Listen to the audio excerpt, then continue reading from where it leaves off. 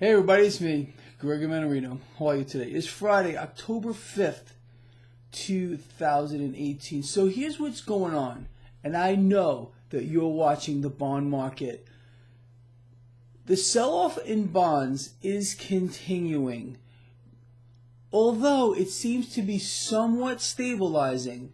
The U.S. 10-year yield, I just checked it, was 3.21. Now, if you recall, in the video that I did yesterday, I believe it was last night, I explained to you, in fact, it was the video that I did last night,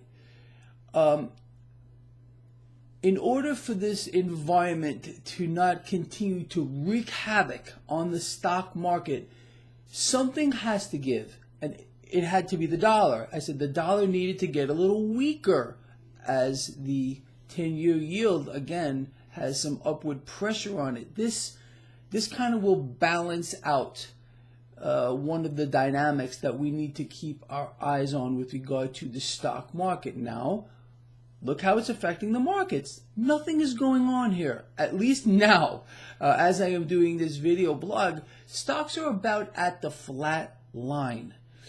We need to watch these things. Again, we want to see the bond market kind of stabilize. The 10-year yield can even stay where it is right now, 3.21, 3.22. Again, there's no red lines in the sand. You know that. It's right now, I believe, it's the dollar that is the wild card here. If the dollar gets stronger with the 10-year yield where it is, stocks are not going to like it. There's no doubt about it. And we can see a repeat performance of yesterday by the end of the day. It depends on what happens here. So if you want, again, if I make this so easy for you, if you want to watch these things live on my website, I got them set up for you. Right side of the page under the chat room, you've got the bond market chart, and underneath that is the US dollar. You can see what they're doing right now. There's a link in the description of this video. Take you right to my website. Go have fun over there.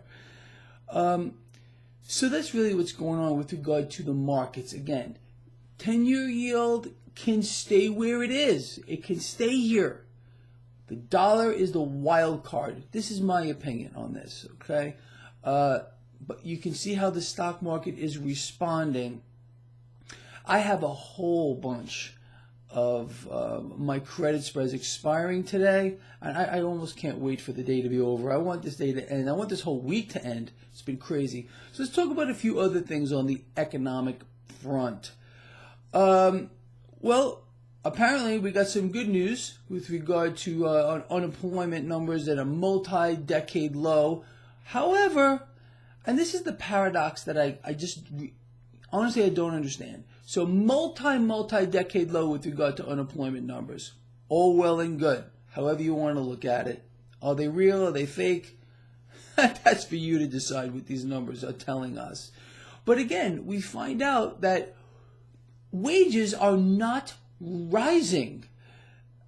I mean, it's a supply and demand issue, right? So why are not wages rising? However, we did find this out, and this is kind of an interesting concept. And there's a few reasons for it. Although wages are not rising, household income is going up. Well, one way that could be happening is if people are working more hours. Maybe that is what's going on here. It's possible, just to make ends meet here. Look, with regard to numbers, the inflation numbers are 100% fake. You know that. You go shopping, you see what's going on all around you. Everything is inflating, but they're still fist feeding us that there's no inflation here. I mean, come on now, you've got to be kidding. So it would make sense that people are trying to acquire more hours to try to make ends meet. It's a sad situation, it really is, but it's unfortunate. Now we also find out that and this is no surprise, or at least should not be a surprise to you. U.S. trade deficit at a 6-month high. Debts and deficits are going to continue to explode to the upside. And there is no way out. It's a shame, but this is where we are here. This is an economic boom. You know that. Anyway, so like I said, you know exactly what you should be keeping your eyes on today, and I think it's the dollar for the most part. It's also the bond market to a certain degree, but I think we still have some wiggle room here with regard to the 10-year yield. It's about that compensatory mechanism that clearly exists between what the dollar is doing and again what the bond market is doing, and that's going to directly affect stock prices at this time here. Let me just say this as well. We are way, way overdue for at least some kind of a correction in this market. I don't even know if it's going to come because, again, we got midterms, and every effort humanly possible and inhumanly possible is going to go into keeping the stock market higher. It's the illusion that must be kept real.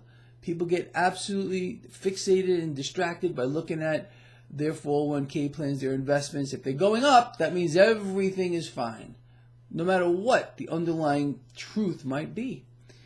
All right, look, with that said, we will sum this up at the end of the day, and I'm looking forward to that, although I have a really busy weekend. But anyway, see you later.